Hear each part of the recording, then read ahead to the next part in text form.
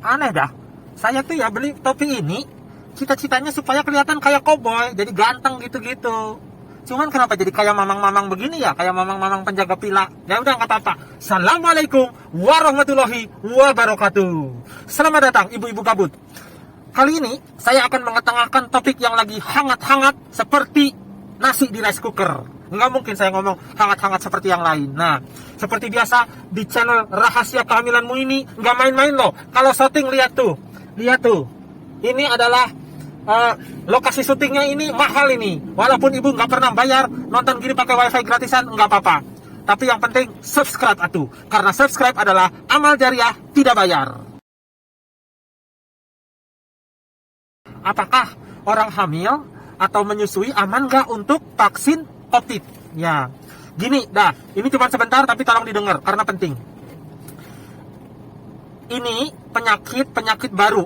Umurnya kira-kira ada di bumi ini baru sekitar 2 tahun yang booming ini. Baru 2 tahun. Jadi istilahnya banyak hal yang kita itu sebenarnya masih belum tahu. Ingat itu dulu ya. Banyak hal yang sebenarnya kita masih belum tahu. Misalnya apa? Ingat nggak dulu waktu pertama kali penyakit ini keluar? Katanya virus, tapi dikasih obat anti malaria. Malaria itu parasit. Katanya virus, tapi dikasih antibiotik. Antibiotik itu obat antibakteri. Yang terakhir, katanya virus, tapi dikasih obat anti cacing. Jadi ingat, penyakit ini tuh baru, dan kita sebagai manusia dengan segala keterbatasannya, itu masih banyak harus belajar. Itu dulu. Jadi yang mau saya bilang, datanya itu adalah data yang masih baru. Kita terus belajar, tapi banyak hal yang masih kita belum tahu. Pak dokter, saya lagi hamil. Bagusan saya itu divaksin atau enggak? Nah, dengerin baik-baik. Yang paling bagus, yang paling ideal adalah ibu lagi hamil dan ibu yakin tidak bakal kena COVID, maka ibu tidak perlu divaksin.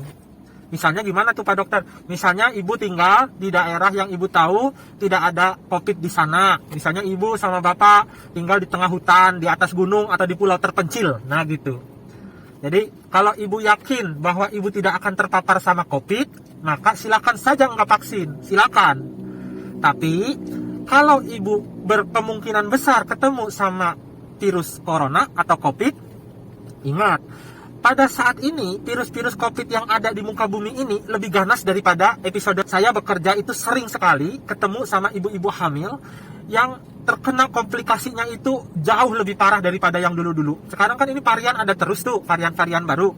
Nah jadi, kalau ibu nggak yakin bahwa ibu nggak bakalan ketemu sama virus COVID, maka kalau divaksin gimana? Sampai saat ini, yang udah pernah nggak sengaja hamil terus divaksin, insya Allah belum pernah ada masalah apa-apa. Tapi ingat, ini insya Allah.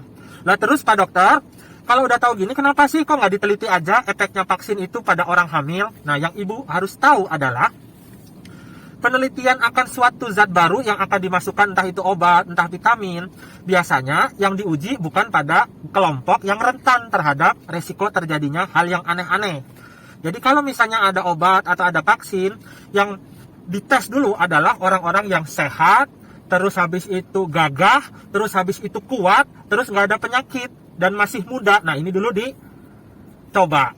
Mereka dicoba, dipantau, berapa kali dikasih, dipantau agak lama, nggak ada apa-apa, biasanya mah santai-santai. Habis itu baru dicoba pada kelompok yang lebih resiko. Misalnya coba pada orang tua, habis itu pada anak kecil.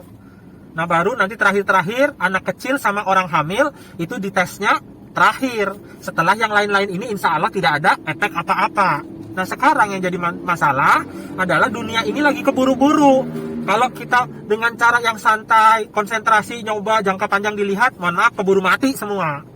Gitu ya. Jadi, Pak dokter, kenapa kok nggak dicoba aja? Karena orang hamil itu susah mencari untuk yang mau diuji coba. Dan nggak layak sebenarnya, nggak etis. Masa anak kecil, orang hamil buru-buru untuk itu tanpa kita tahu yang panjang. Nah tetapi sekarang pikirannya, orang hamil itu kan kemungkinan untuk terkena penyakit itu agak tinggi. Karena imunitas orang hamil itu masih lagi rendah. Kenapa lagi rendah? Karena dia harus menerima bayi yang setengahnya dari suami zatnya. Jadi imunitasnya dia itu cenderung lagi rendah. Makanya orang hamil gampang flu, gampang apa, apalagi ini.